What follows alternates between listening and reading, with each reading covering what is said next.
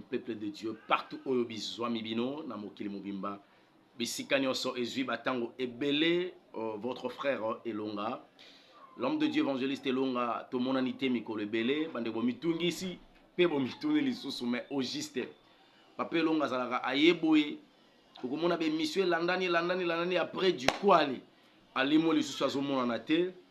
Bien aimé, c'est vrai parce que Moussa Lanzambeza tellement monene pesa makasi. Voilà pourquoi tango mosusu to monani et comme na tamoro to monanité et lingi kolobate que tozo lemba. Non. Sur place à Wapé, na ville province ya Kinshasa, précisément na RDC. Vraiment Nzamba utilise rappel biso mingi na délivrance. Toza na likabo wana ko la pesa biso. O soki lelo tolobi to présenter ba vidéo oyo ya ba délivrance ndenge nkolo ezali ko sala ko kangola bana nzambe. Je pense que ebele na bandeko bakoluka vraiment ba ya pour la délivrance kasi pour na lola te. Alors na yango tant ekangaki biso falaki kozwa to ko sala vraiment mosala nzambe ezana bato ebele o satana akangaki na kati ya piège na ye. Quand ils ont écouté la parole de Dieu, ils ont accepté de nous suivre. Tangubaye, o ezalaki akobata mankola de voilaki, o ezalaki akobe bankolo a restauraki. Talatina ete ekangi biso tamulai. Mais sinon, nzamba sali biso ngolu. Tozu lisusu occasion ya komo na lelo. Voilà pourquoi na ye to meka ko partager encore une fois de plus li lobana nzambe. Na yango na bengi maman alata foulard na lobi na yo lata malamu papa bongama pamba te to ligi to loba de la part du Seigneur Jésus-Christ. Oyo ezali motuya yango nde bon moyi lobana nzambe. Bisika bizwami yo okangi miso to sambeli. Éternel Dieu, Jésus-Christ de Nazareth, le roi du monde, le roi du Congo. Mon maître, nous te disons merci pour le moment favorable que tu viens nous accorder. Seigneur Jésus, nous voulons parler de ta part. Voilà les insuffisances humaines kolo yesu. Toko kamakambo tesoyo telemite. Yango to bengi le cher Saint-Esprit katina biso atelema. Poye apesa la révélation et la compréhension, l'intelligence et le discernement, afin que ton peuple base à la capable de recevoir la parole. Tika eten kolo yesu kimia na yo ebila biso du début jusqu'à la fin. Par le nom puissant de Jésus-Christ, nous avons ainsi prié. Amen. Tika eten kolo yesu apambola yo. Le long nalingi to partager sujet moko za kitoko mingi sur la confession, sur le pardon. La confession et le pardon. Nangina rappelons une chose que le pardon, bien aimé, to sito yebisa libota na nzambe, to zakaba pardon misato. Il y a un pardon qu'on appelle le pardon de la réparation. Il y a deuxième pardon qu'on appelle le pardon de la restauration. Et le troisième pardon, c'est le pardon et la restitution. Bien aimé, okoki jamais kozwa eloko ya moto. Amituni atuni batope moto andimi azali te yo poza wana boko ndima. Simana yango oyoki liloba na nzambe moteme tutu sama lobi te na pesi ndeko pasi. Je dois aller demander pardon. Pardon, ok, au bandit d'abord na confession, kolobake ngande moto na zwaki, et puis limbi sangai. Mon frère, c'est un pardon, mais ça un pardon à moitié. Tu dois restituer ce que tu as veillé. Et sengeli ozongi sabiloko ya bato oyo zwaki, et loko ya bato oyo zwaki, otika pe viwana sérieusement. C'est comme ça. Tango ko zonga na makolo nzambe pour demander pardon, éternel Dieu te pardonnera. Alléluia. Kozwa eloko moto teke oyibi moto sali moto mabe moko boye o esengi o réparer yo lobi na ko réparer ngote na reconnaître déjà que na sali mabe sope na bina yebise to ko bebana pour éviter na yebisa ye na yeka panzambe na yo senga pardon. Bien-aimé dans le Seigneur, Bible lobi na biso mokote aya kotumbela nzambe mbeka soka za likambo na ndeko na ye ça signifie kene d'abord kobongisa na ndeko na yo après ye kotumbela nzambe mbeka na ye offrande. Or ko arranger na ndeko eza na deux volets. Ezali na pardon et réparation.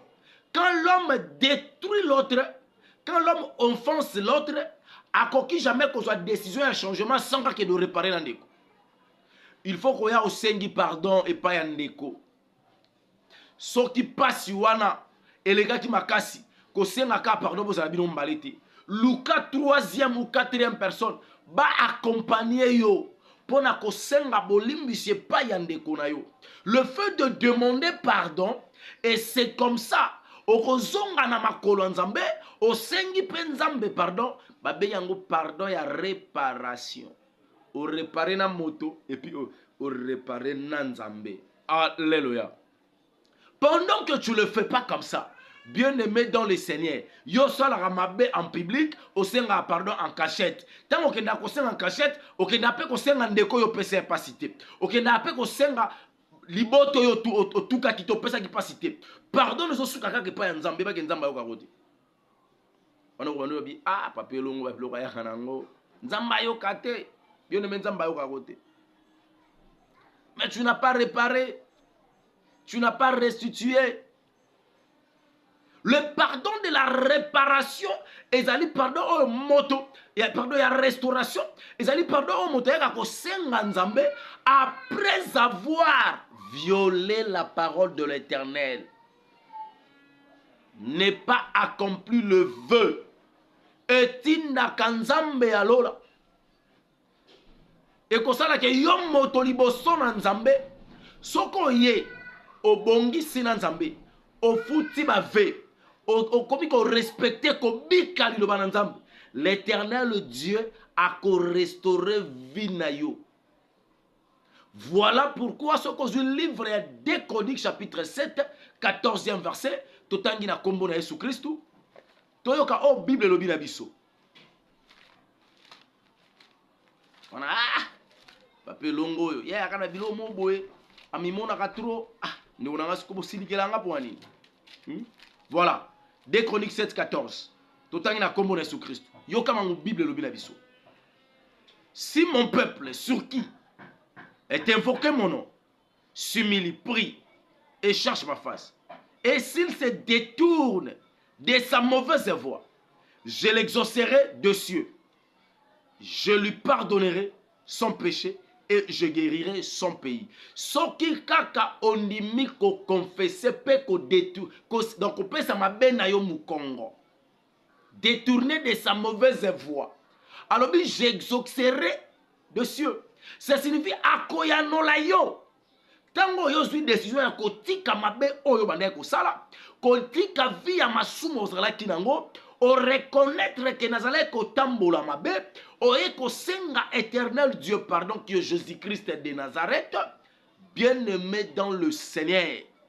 Alobi akoyano la yo wuta na likolo pe akokango la yo akobikisa yo na bokono o ezana mboka na yo.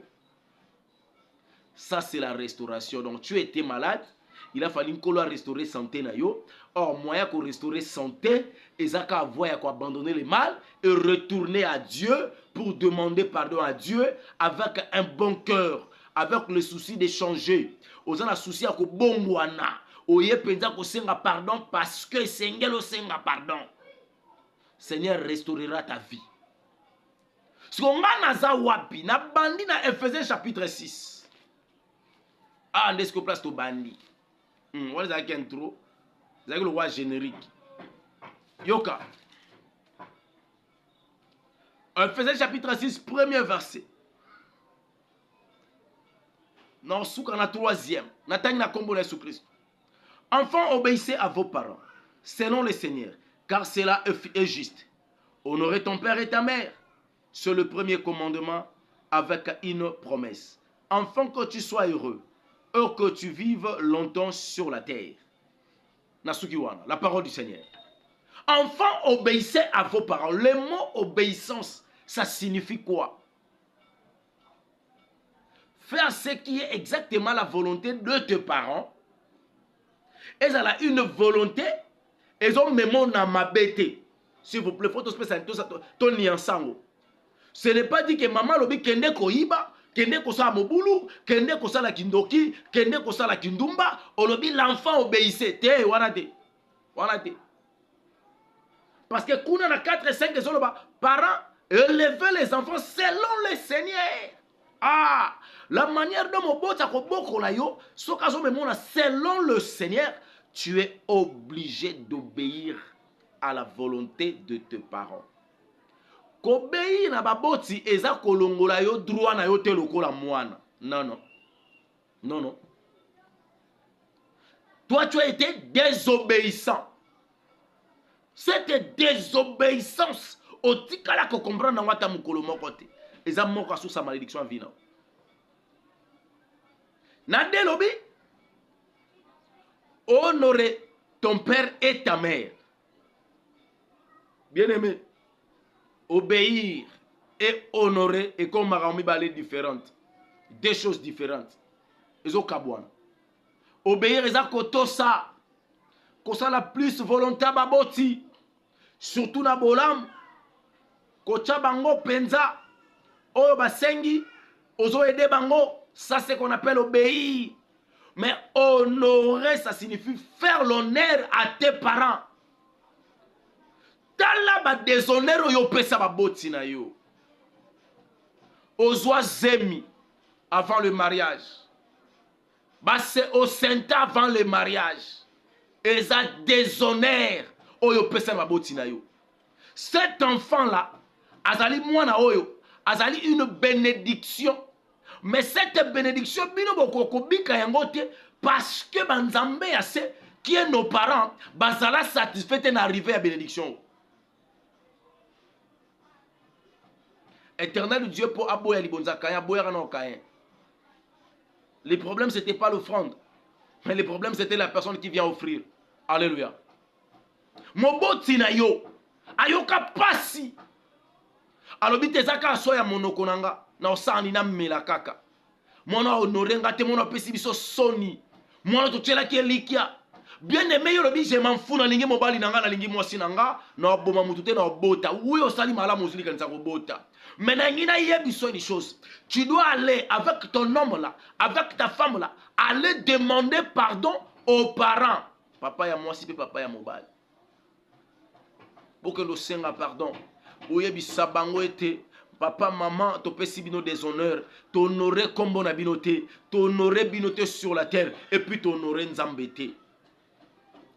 Quand tu manques à honorer tes parents, à honneur, la Bible dit bien, honorer ton père et ta mère. Ephésiens chapitre 6, verset 2. Pourquoi il faut honorer? Alors, c'est le premier commandement avec une promesse. Quelle promesse? Yoka, enfin que tu sois heureux et que tu vives longtemps sur la terre. Il y a beaucoup de choses dans la vie de biso bateau. Toza ere, toza resté. Totika koke musika.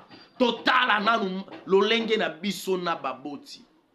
Ça fait combien de temps ba parents na biso balela kana mitema na kombo na biso?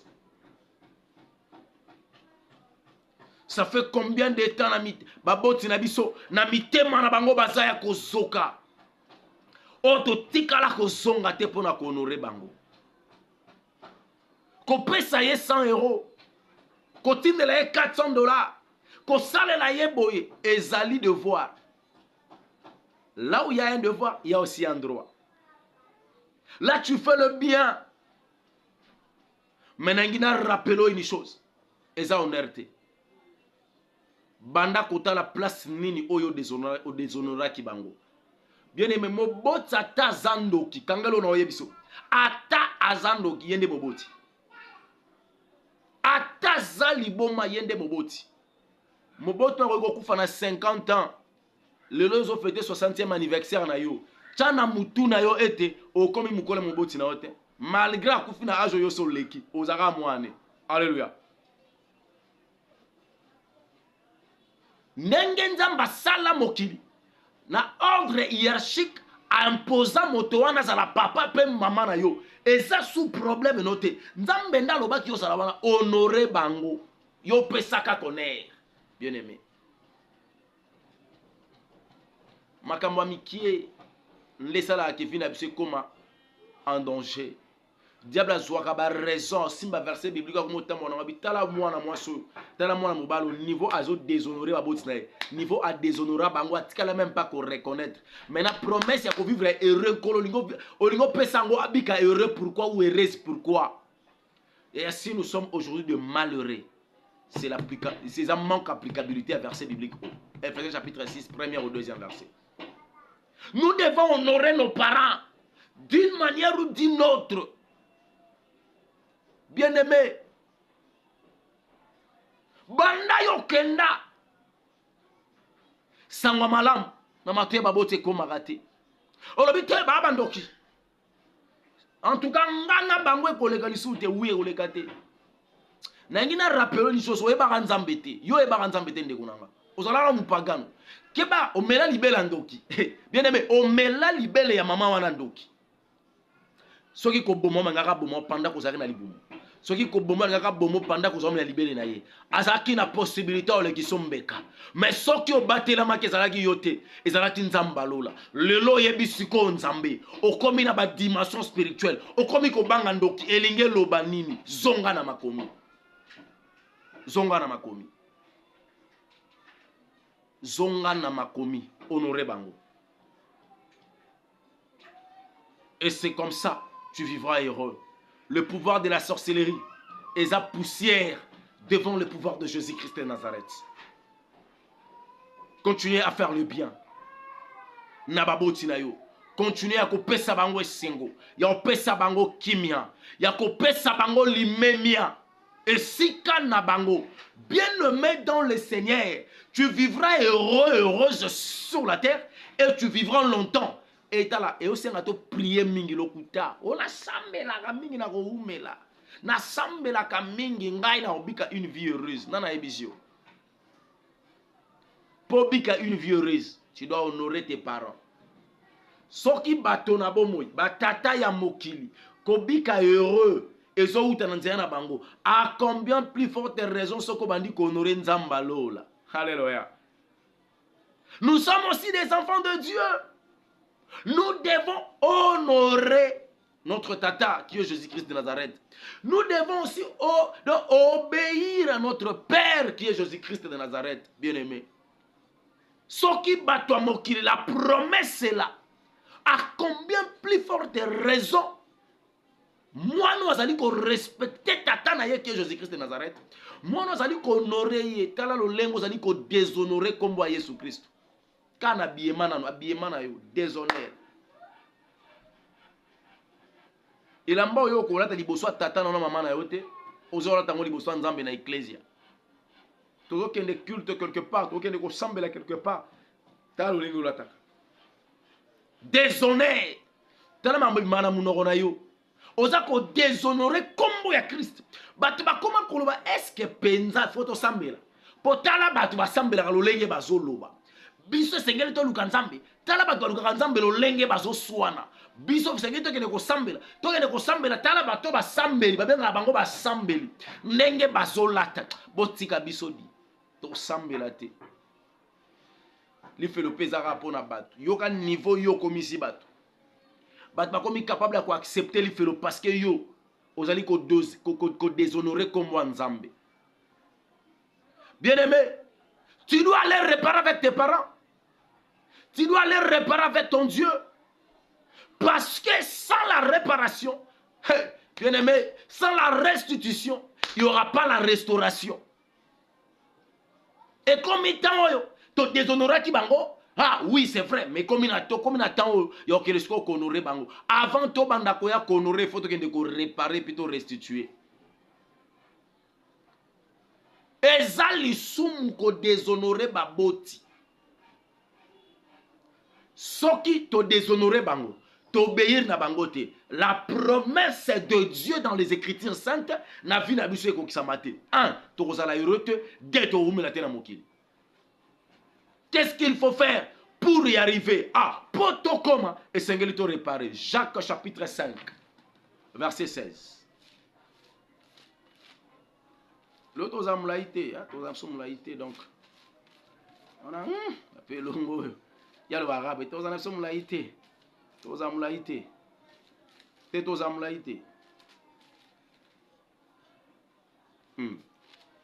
Bozuli lo banzambe botangeli biso bien aimé. Deuxième verset, 1 Jean chapitre 1 verset 9. Vu le temps, parce que nous avons besoin de temps à te expliquer comment nous l'avons. Aujourd'hui, 1 Jean chapitre 1 verset 9. Yango za mo kuse. Tout temps matin yango za mo kuse. Tout temps na kombo Jésus Christ. Si nous confessons nos péchés, il est fidèle et juste pour nous les pardonner et pour nous purifier de toute l'iniquité. Alléluia. Bible est claire. Ceux qui te confessent ma sumo na biso. Ah, le sumo biso faut essayer de confesser liboso na Nzambe. Avant de confesser liboso na Nzambe, to confesser liboso baboti. Alléluia. To confesser liboso ndeko na ngai. Oh salaki mabe. Alléluia. To banda ko confesser wana. Na ngina yebiso une chose bien aimée. Quand Christ est venu sur la terre, il est monté sur la croix. Ayaki po a ôté le pouvoir du péché et non le péché. Car le péché, Dieu l'a condamné dans la chair. Romains chapitre 8, 3e verset. Yango nzoto ekota lola te. Nzamba condamna le sumu na nzoto yo. Yango mona na tendance mingi ya osala mabe. Et lula nango plus mabe. Christ est venu pour ôter le pouvoir du péché. Le pouvoir du péché, katina yo, lisumu eza katina yo, mais yana nguya lisusu te ya ko diriger yo. Voilà pourquoi on commence à marcher sur au-dessus du péché. Pour ça nous sali boé. On le dit qu'à par le nom puissant de Jésus, au qui pour ça on koufi. Au sali bolamu, au tambo na kata sanctification. Le péché peut être détruit par une voie de la décision de changement. Ça signifie par une voie de la repentance. La repentance, c'est quoi? La repentance, c'est le renoncement du mal. Tu as pris une conscience que je renonce au vol. Ah, là tu as fait ce qu'on appelle la repentance. Mais si tu n'as pas confessé le vol par lequel tu as fait, bien le mettre dans le Seigneur, ce qui ôte le pouvoir du péché en l'homme, c'est la confession. La repentance détruit ce qu'on appelle le péché. La confession détruit l'autorité du péché en l'homme. Voilà pourquoi 1 Jean chapitre 1 verset 9 to confesser ma sumu na biso. Et ce que tu confesses, ma sumu na biso ekolimbi ça m'appelle to kokoma pur. Proverbe chapitre 28 13e verset. To qui non chité hein. Montréal, toujours chité na biso. Proverbe 28 13. Celui qui cache ses transgressions ne prospère point. Mais celui qui l'avoue le délaisse obtient le miséricorde. Alléluia. Moto a bomba kama sumu na ye. A progresser à terre. Chose mon mamuzo simbate na vina yo. Yo kaka na tindi moto koto na tindi moto koto. Na baboti na otindi pe nini? Kuno tindi ni. Confesser chez les parents. Allez confesser pas les parents. Et puis pensez au pesa bang. Yo lingata mo bota lo bate parce que toi tu as raison. Yo yeba mingi parce que tanga koleka bango. Yo sambeli tango bango ba yebi non nzambete. Yo comme archipape. L'homme de fire. L'homme de 3 points. Au coma nyonso, au coma char de combat de feu. Ce qui de Dieu, ce qui nini. Nyonso yo. Ok, c'est une bonne chose. Yango yo yebi koleka baboti. Okoki ko pesa bango onerte. Bien aimé. Tu es maudit. Tu es maudite. Nous devrions aller réparer avec nos parents terrestres. Ce qui papa, maman, akufa oyo pesa déshonneur. Zonga na bandeko na bazali kende à leur demander pardon. S'il y a des choses à restituer, il y a ko zongi c'est pas ya baboti, to kende ko zongi sa yango to zokango d'une manière illégale. Ce qui bazate bandeko ne bazali, to kende to restituer yango, to senga pardon et to ça la pardon et restitution, bango ba bimisa maloba likolo na biso et puis to kende ko senga mawanzambe likolo fi na biso, to komona clair. Ya okorisko kende li felo na likambo moko kana yite. Yo mona ko tambola ka bien, maintenant marche avec tes parents. Là, tu es désobéissant et tu ne sais même pas honorer tes parents. Et tout ça, ça pèse sur le plan spirituel. Bible est claire. Proverbe chapitre 28, Sotanga, 13e verset. Moto a confessé à Masumunae, yenda pambula marat. Kaso a confessé à te, a progressé à te, a coquille jamais qu'au prospérer. Le secret de la prospérité de l'homme est fondé dans Proverbe 28. Tala yango malamu et des deux dans Deutéronome chapitre 28, premier verset jusqu'au 15e. Nous cité Actes des Apôtres chapitre 3 verset 19. Ah, penato cité. Tu vas verset. Acte 3, 19. Tout le temps, il a comme on a Jésus-Christ. Repentez-vous, ça signifie renoncer les mal. Repentez-vous, donc, et convertissez-vous pour que vos péchés soient effacés. Pardonnez, effacez, ma romi balé. Pardonnez et effacez. Convertissez-vous, ça signifie bongwana. Bongwana. Ceux qui n'ont pas 100 $, n'a convertir en francs CFA, topé en francs congolais, bien aimé dans le Seigneur, babillé qu'on changer. Tango yo confessé, tango yo osité qu'on se repentir, ya qu'on renoncer, na kata vie à mabe, bien aimé qu'on souka quand on renoncer te, qu'on souka peine qu'on confesser te, ça va se changement. Soit-disant aux âmes au Christ au bon wana, mais n'est-ce pas bien mal changer. Tu es toujours na kati habillement mondain. Yo boy kotika ba plaquage. Obi manzaka nanga ifona plaquer yango. Yo ndeko bien aimé. Obi matière nzamba sela linzaka. Linzaka ezaka matière ni. Okoye bisanga. Tuna bat batanga mingi soki linzaka ezaka matière ni. So ba yebi. Olobi te na corriger nzamba ifona cha plastique. Ah, bien aimé. Yo ebi matière o nzamba sela suki. To asayela ba cils, asayela ba sourcils, oyebi matière nango, soki ezaka matière ni. Yo zui plastique o tchena muto ben nango nyo, ozo ben nango mèche, wana ezaba nyoka. Tu es là pour corriger Dieu. Soi-disant tu te fais belle. Donc ta beauté c'est la tricherie. Ta beauté c'est la tricherie. Tika te nzamba lola pambola biso. Nzamba lola pambola biso, tout le monde à la prochaine. Je sais que cette fois-ci, nous avons les sous pour nous faire une émission ébélée. Nous avons un soutien partout dans le monde pour soutenir Bisso sur tous les plans. En commençant sur le plan spirituel. Nous avons rappelé que Maté Aoyo, bien aimé, nous avons rappelé que Maté Aoyo, ce que nous avons fait dans Misala, Obika le Boko Nanzambe, pour que Obika Bolamu Nanzambe sur la terre et dans le ciel. Yo muto négligera basala nzambe, négliger basala nzambe mais ko négliger maloba nzambe te. C'est important.